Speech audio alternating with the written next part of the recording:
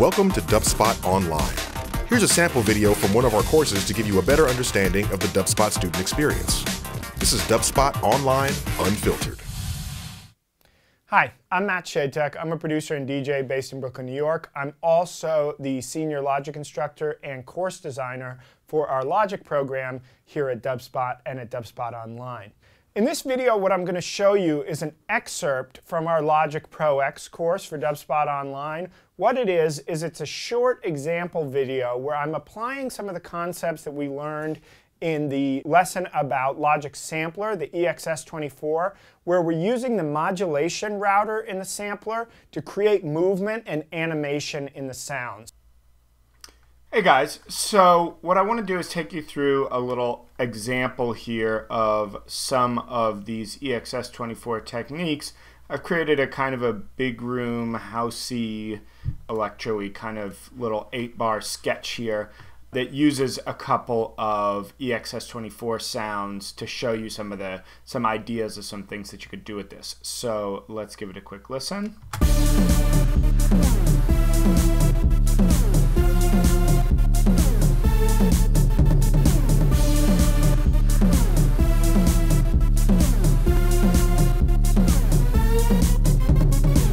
So we got a couple of sounds in there. The three that are made with the EXS24 will collapse this track stack for the 909 is an ultra beat sound for the drums, and then this super pad, the distorted kick, and the kind of white noise that I'm making with an applause sound is all done with the EXS24. So let's just go through those sounds real quick, just to kind of give you some inspiration for your own sound design. So let's pop up this mega fat super pad. That's their name, not mine. And so what I'm starting with is this mega fat super pad preset, and I'll just turn off all my modulators here.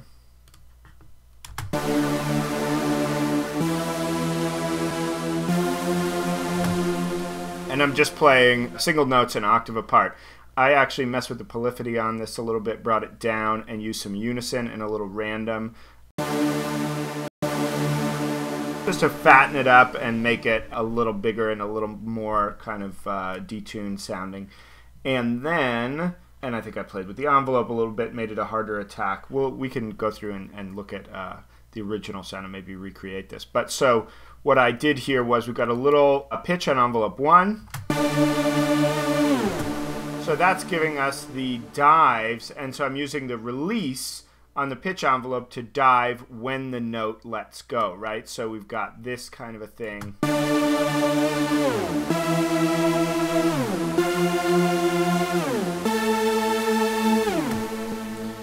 And so when the note is let go, we get that nice kind of tape stop style dive. So that's pretty cool. Then I've got LFO1 on the pitch, which looks like it's not doing anything. Yeah, this is not doing, actually I think I did that twice here. It's doing something over here. This one, the amount was turned down. This filter resonance is not doing anything. Here, this is kind of an important one. This is, we got the destination is volume. The source is LFO2, which is doing this triplet. That's where the bit comes from. So, and then I'm doing that via the mod wheel. So I've got some modulation data in here that you can see. Let's just select one of these. So I actually recorded this in from my MIDI controller and then edited it to clean up the rhythm. But so I'm just turning up the mod wheel when I want that cutting in and out sound to start. So if we check it out.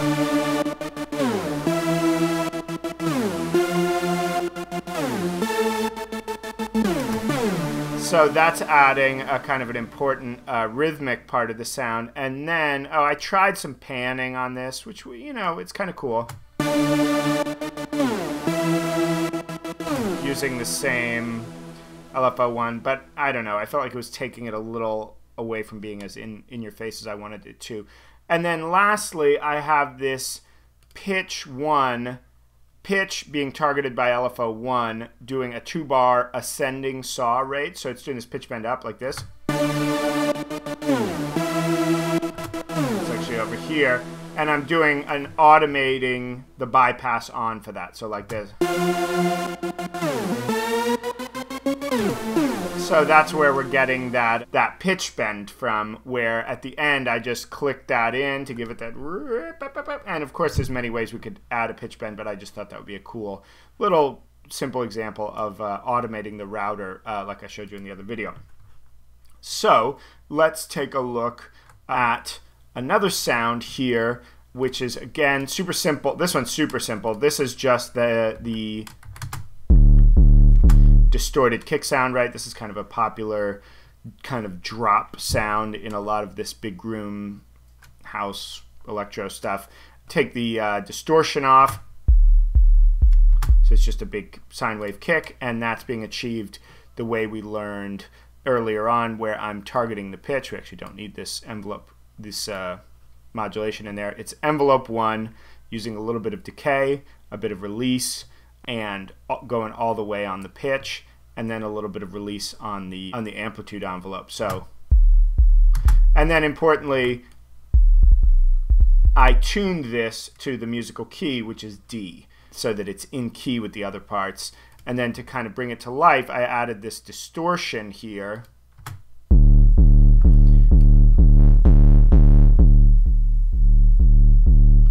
And then used the low pass filter on the distortion to kind of darken it down. And that's that sound. Pretty simple, but definitely effective if you listen to it without that, with just the 909 kick.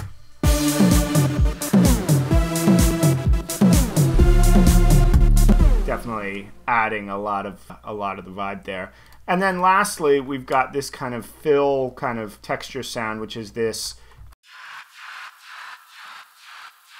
So this is the applause. This is an applause and laughter sound, which I think I got from, where was it? It was from maybe GarageBand. Factory, textures, ambient environments, applause and laughter, and then there's a bunch of different sounds in here.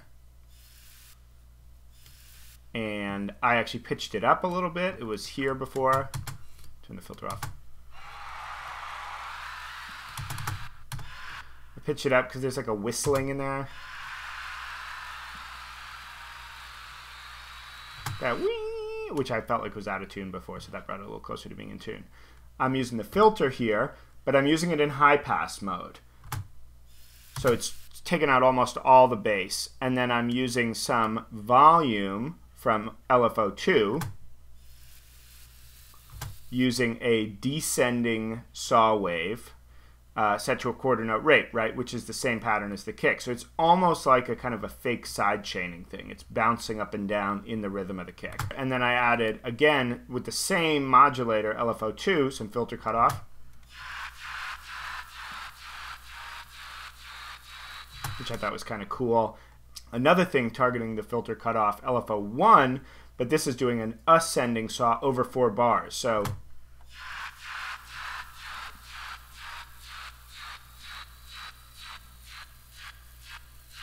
you can hear it sweeping up and getting thinner and thinner, which I thought was kind of a cool, longer movement for the sound.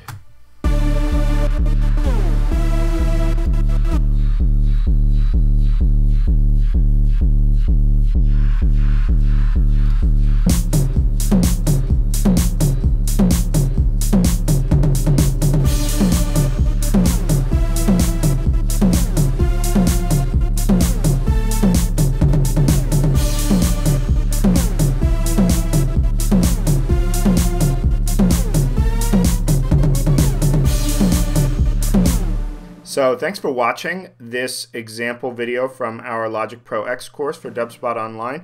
To learn more about the course, you can check us out at dubspot.com. The course is 48 classes of videos like this that will teach you everything you need to know about how to make beats with Logic Pro X.